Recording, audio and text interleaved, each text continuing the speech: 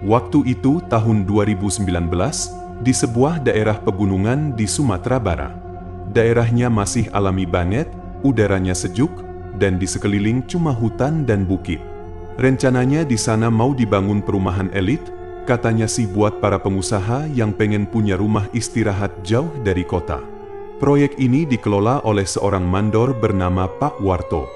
Dia orang Jawa, udah malang melintang di dunia bangunan. Bukan tipe yang gampang takut, apalagi percaya hal-hal gaib. Yang penting buat dia, kerjaan beres, anak buah aman, dan target selesai tepat waktu. Awal proyek dimulai, semuanya kelihatan lancar. Pekerja mulai gali fondasi, bangun struktur dasar, dan pasang patok-patok tanah. Cuaca juga mendukung, matahari bersinar terus, hujan jarang. Tapi masuk hari keempat, suasana mulai berubah. Waktu itu sore sekitar jam 5, beberapa tukang lagi istirahat sambil ngerokok di pinggir bukit. Tiba-tiba mereka dengar suara aneh. Bukan suara binatang, bukan juga suara angin. Tapi suara musik, kayak suara gamelan. Pelan banget, halus, tapi jelas nadanya. Kayak ada pesta kecil di kejauhan. Padahal, kalau dilihat ke arah datangnya suara, yang kelihatan cuma hutan dan jurang. Rian, salah satu tukang yang udah biasa ikut proyek luar kota, sempat bilang, "Pak, saya tadi dengar suara gamelan. Halus banget, tapi ada, dan makin lama makin dekat." Pak Warto cuma jawab santai, "Ah, mungkin dari desa sebelah. Kadang-kadang suara bisa kebawa angin." Tapi yang bikin makin aneh, malamnya, beberapa orang dengar suara adzan. Tapi bukan adzan biasa. Suaranya tinggi, melengking, dan lama-lama berubah jadi kayak bisikan yang nyeret, menggema dari balik pepohonan. Suara itu munculnya bukan dari arah timur, tapi dari balik bukit, tempat yang jelas-jelas nggak ada pemukiman sama sekali. Salah satu tukang, Denny, bahkan sempat ngerekam pakai HP-nya, tapi pas diputar ulang, yang kedengeran cuma suara angin berat, kayak desahan. Padahal dia yakin banget tadi suaranya jelas. Padahal nggak ada masjid di sekitar sini, Pak, kata Rian lagi keesokan harinya sambil ngerokok dengan muka pucat. Saya baru tahu, adzan bisa bikin merinding gitu. Sejak malam itu, sebagian pekerja mulai pasang kemenyan sendiri-sendiri di bawah ranjang tidur. Bukan buat apa-apa, katanya cuma buat tenangin hati. Soalnya malam-malam, suara itu kadang masih muncul, gamelan, adzan, dan sesekali, kayak suara orang ketawa pelan dari dalam hutan. Besok paginya suasana agak cair, karena beberapa pekerja masih ngeledek suara gamelan yang mereka dengar kemarin. Salah satu dari mereka, Ujang, tukang yang dikenal paling ceplas-ceplos, nyeletuk sambil ketawa, "Itu gamelan kali punya jin nikahan. Kita malah jadi tamu nggak diundang." Beberapa orang ketawa, tapi nggak lepas dari rasa merinding yang masih nempel sejak semalam. Udara juga kerasa lebih dingin dari biasanya, meskipun matahari udah naik. Malam harinya, Ujang kelihatan gelisah. Menurut cerita teman sekamarnya, dia ngomel sendiri dalam tidur. Nggak jelas ngomong apa, tapi nada suaranya kayak orang lagi diskusi sama banyak orang. Tengah malam, dia bangun sambil ngos-ngosan dan keringat dingin. Mukanya pucat banget, dan dia bilang, "Gue diajak masuk, pestanya gede banget, semua serba putih. Tapi mukanya nggak ada. Mereka ngajak gue tinggal." Setelah itu dia cuma duduk di pojokan, nggak mau tidur lagi. Paginya, waktu kerjaan mulai lagi, Ujang naik ke lantai 2 rumah yang masih setengah jadi buat pasang genteng. Dia pakai tali pengaman seperti biasa. Tapi entah kenapa, tiba-tiba dia terjatuh. Jatuhnya bukan kayak kecelakaan biasa, kayak ada yang narik dia ke belakang. Untung nyawanya masih selamat, tapi kakinya patah dan wajahnya lebam parah.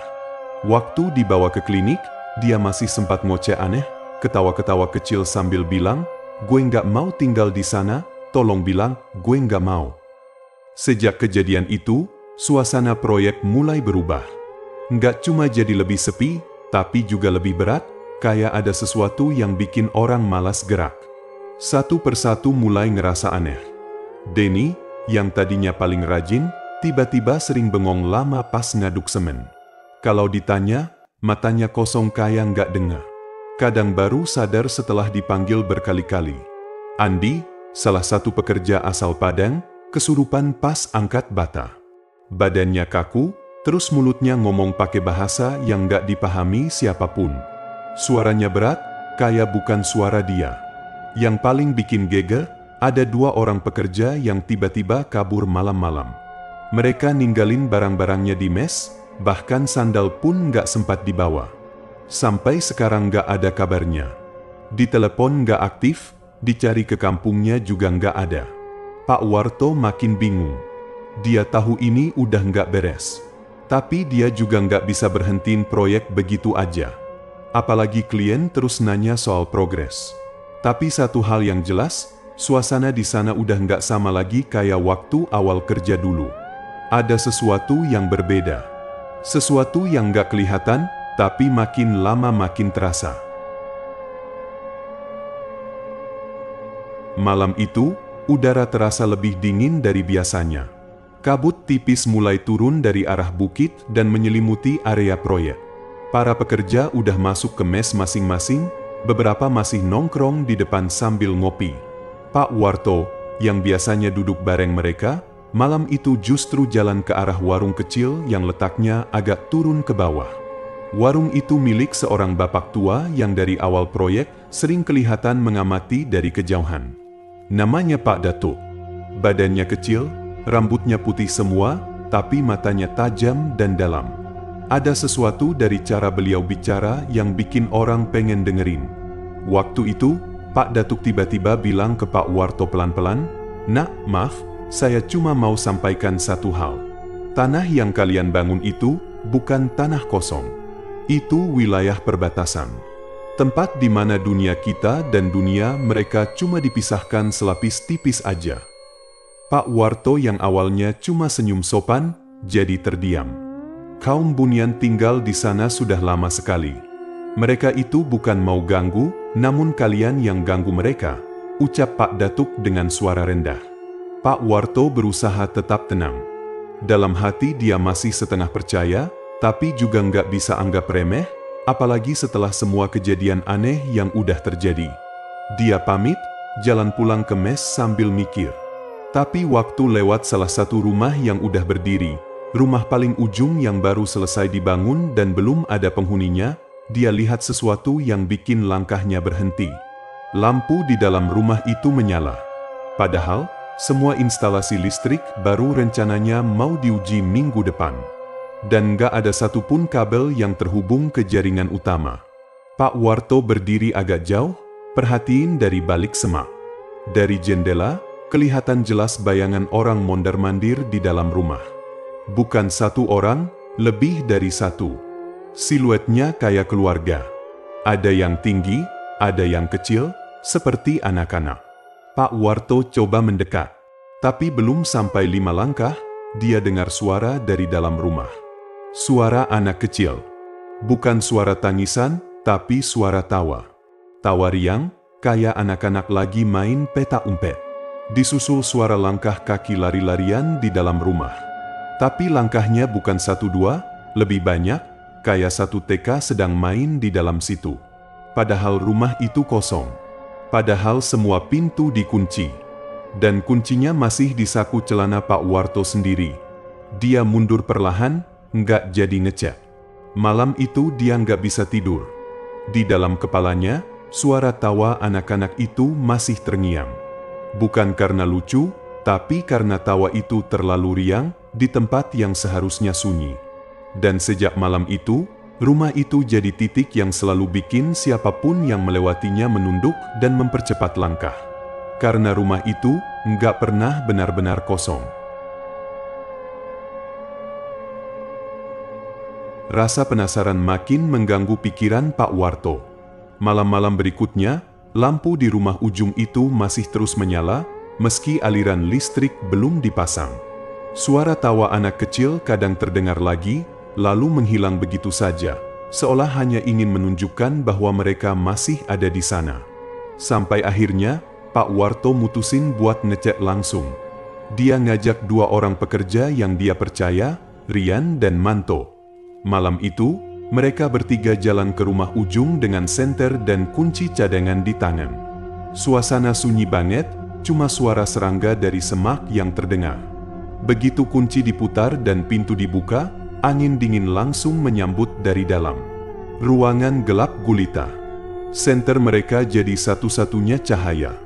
Rumah itu memang belum diisi apa-apa, belum ada jendela terpasang, dan lantainya masih berdebu. Tapi anehnya, hawa di dalam terasa berat, kayak ada yang ngikutin dari balik kegelapan. Mereka masuk pelan-pelan, periksa ruang tengah, dapur, dan ruang tamu. Semuanya kosong. Tapi begitu sampai di lorong belakang, suasana berubah drastis. Begitu pintu kamar belakang dibuka, hidung mereka langsung disergap bau menyengat kemenyan yang tebal banget, padahal nggak ada dupa atau pembakaran apapun. Di dinding kamar yang belum diplester, ada bekas tangan kecil, 5 jari mungil penuh tanah nempel di tembok. Bekasnya banyak, kayak ada beberapa anak yang main lumpur dan sengaja cap tangan mereka ke dinding. Tapi nggak ada jejak kaki, nggak ada tanah di lantai. Bekas tangan itu cuma ada di bagian tembok, dan posisinya terlalu tinggi untuk ukuran anak kecil biasa. Ketiganya mulai panik. Mereka mundur, mau buru-buru keluar. Tapi saat sampai di ruang tengah, tiba-tiba pintu kamar belakang nutup sendiri. Suaranya keras, kayak ditutup dari dalam pakai tenaga. Mereka semua langsung diam. Detik berikutnya, suara senter satu persatu mati. Ruangan jadi gelap total. Nggak ada yang berani bicara. Dari atas kepala mereka, tepat di bagian loteng yang seharusnya belum dibangun, terdengar suara gamelan. Bukan musik biasa. Suaranya pelan di awal, lalu makin keras dan makin cepat. Suara tabuhan kendang, gong, dan saron bercampur jadi satu, membentuk irama yang asing dan mencekam. Rian langsung jatuh terduduk, badannya gemetar. Manto yang berdiri paling dekat pintu tiba-tiba muntah-muntah, tubuhnya goyah, lalu nyaris ambruk. Pak Warto coba teriak tapi suaranya nggak keluar. Dia tarik kedua temannya, dorong pintu rumah, dan lari keluar secepat mungkin. Malam itu Rian pingsan dan baru sadar pagi harinya. Manto nggak ngomong sepatah kata pun selama 2 hari. Matanya kosong, dan tiap malam dia ketakutan sendiri. Sejak malam itu, Pak Warto nggak pernah berani deketin rumah Ujung itu lagi. Meski siang hari, meski ramai, rumah itu tetap berdiri, tapi seperti sedang diawasi dari dalam. Dingin, sunyi, dan tak pernah benar-benar kosong. Setelah kejadian di rumah Ujung itu, suasana proyek berubah drastis. Tak ada lagi suara mesin, tak ada suara palu atau semen yang diaduk. Proyek dihentikan sementara atas keputusan Pak Warto sendiri. Para pekerja satu persatu mundur, ada yang minta pulang baik-baik, ada juga yang kabur diam-diam malam hari. Katanya, mereka nggak sanggup lagi kerja di tempat itu. Bahkan beberapa di antaranya mengaku selalu mimpi buruk dan merasa diawasi setiap kali masuk area rumah-rumah yang sudah dibangun. Tapi yang bikin semua tambah aneh, rumah-rumah yang sudah jadi, meski kosong dan tak dialiri listrik, lampunya tetap menyala setiap malam. Terutama rumah paling ujung. Lampunya selalu nyala terang dari dalam, dan sesekali terlihat bayangan bergerak di balik jendela. Warga yang rumahnya ada di desa bawah bukit juga mulai bercerita. Mereka bilang sering lihat anak kecil main di depan rumah itu saat maghrib, lari-lari sambil tertawa.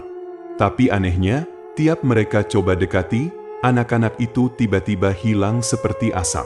Beberapa warga juga dengar suara ibu-ibu menyanyi lagu Nina Bobo dari arah rumah itu, padahal jelas tak ada penghuninya. Pak Warto yang makin bingung akhirnya kembali mendatangi Pak Datuk, berharap ada petunjuk apa yang harus dia lakukan. Tapi jawaban Pak Datuk kali ini sangat jelas dan tanpa keraguan. Sampaikan permintaan maaf. Jangan lanjutkan. Mereka sudah kasih tanda. Kalau tetap memaksa, bukan cuma kalian yang kena, tapi seluruh kawasan ini bisa jadi tak aman, ucapnya sambil menatap lurus ke arah proyek. Dengan perasaan campur aduk, Pak Warto memutuskan untuk menggelar selamatan kecil. Lalu mengundang seorang ustadz dari kampung bawah dan beberapa sesepuh adat setempat. Mereka berdoa bersama di tengah lokasi proyek, membaca ayat-ayat suci dan mengirim doa dengan maksud meminta izin dan minta maaf atas pembangunan yang mungkin telah mengganggu. Malam itu suasananya sangat sunyi. Angin hampir tak berhembus, dan kabut turun lebih cepat dari biasanya. Namun malam setelah selamatan itu, Pak Warto mengalami mimpi yang sangat nyata. Dalam mimpinya, ia berada di depan rumah paling ujung. Lampunya menyala terang, pintunya terbuka, dan dari dalam muncul sosok perempuan tua. Wajahnya keriput, matanya putih tanpa bola mata, dan rambutnya panjang terurai. Bajunya serba putih, menyentuh tanah, tapi tak meninggalkan jejak. Suaranya pelan namun sangat jelas saat bicara, "Rumah itu bukan kosong, jangan isi yang bukan milikmu." Setelah berkata begitu, perempuan itu perlahan berjalan mundur ke dalam rumah, lalu menutup pintu pelan-pelan. Suara pintunya seperti gema yang menggema ke dalam dada Pak Warto. Saat bangun, Pak Warto merasa tubuhnya berat dan tengkuknya dingin seperti es. Keringat dingin membasahi punggungnya. Kata-kata perempuan itu masih terdengar jelas di telinganya. Dan sejak saat itu, ia benar-benar sadar ada batas yang tidak boleh dilanggar, dan rumah itu bukanlah tempat bagi manusia. Sebulan setelah selamatan itu, tidak ada tanda-tanda membaik. Para pekerja yang masih tersisa memilih angkat kaki tanpa pamit, sebagian meninggalkan alat-alat mereka begitu saja. Beberapa di antara mereka bahkan dilaporkan mengalami gangguan tidur parah, diganggu mimpi yang sama. Perempuan tua berpakaian putih yang datang sambil menatap tanpa ekspresi. Ada juga yang katanya sering mendengar suara anak-anak tertawa, bahkan setelah mereka sudah jauh dari lokasi proyek. Situasinya jadi benar-benar tak bisa dilanjutkan. Akhirnya, dengan berat hati, proyek perumahan itu dibatalkan total. Semua bangunan yang sempat berdiri dibiarkan begitu saja. Tiang-tiang beton yang belum selesai jadi hancur dimakan cuaca. Beberapa rumah yang sudah jadi, tertutup rapat dan mulai diselimuti lumut. Namun, yang paling bikin bulu kuduk siapapun berdiri, adalah satu rumah di ujung kawasan itu. Rumah pertama yang selesai dibangun. Rumah yang dari awal selalu jadi pusat gangguan.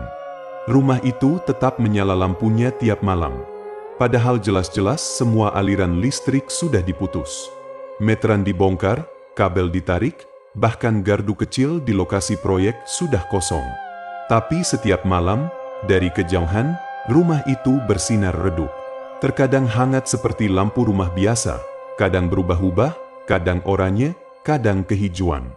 Tidak ada suara mesin, tak ada sumber tenaga. Hanya cahaya yang muncul sendiri, seperti menolak padam. Warga desa yang tinggal agak jauh dari lokasi mulai gelisah. Anak-anak dilarang bermain ke arah bukit.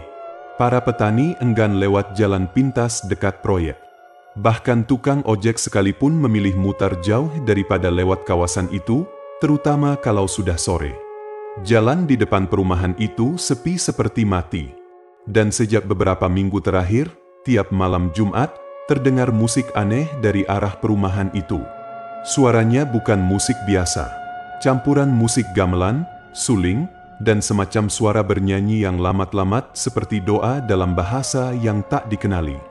Suara itu terdengar jelas saat angin turun dari bukit, membawa hawa dingin dan aroma wangi kemenyan yang entah dari mana datangnya. Yang melihat dari kejauhan mengaku kadang bisa melihat bayangan orang-orang berjalan di dalam rumah itu. Tapi tak ada yang pernah terlihat keluar. Tak ada kendaraan, tak ada suara langkah kaki.